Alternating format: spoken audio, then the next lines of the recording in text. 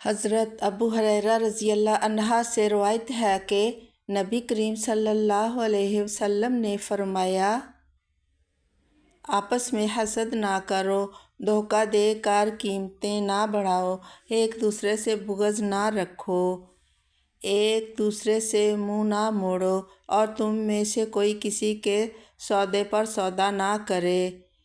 اے اللہ کے بندو، بھائی بھائی بن جاؤ۔ مسلمان مسلمان کا بھائی ہے، نہ اس پر ظلم کرتا ہے، نہ اسے بے یار و مددگار چھوڑتا ہے، اور نہ اس کی تحقیر کرتا ہے۔ پرہیزگاری یہاں ہے۔ آپ صلی اللہ علیہ وآلہ وسلم نے اپنے سینے کی طرف اشارہ کیا۔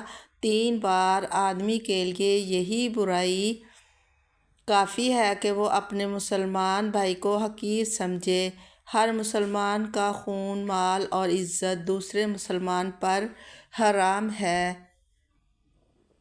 رسول اللہ صلی اللہ علیہ وآلہ وسلم نے فرمایا، مسلمان وہ ہے جس کی زبان اور ہاتھ سے دوسرے مسلمان محفوظ رہیں، اور مہاجر وہ ہے، ترک وطن کرنے والا وہ ہے جو ان چیزوں کو چھوڑ دے جنہیں اللہ نے حرام قرار دیا ہے۔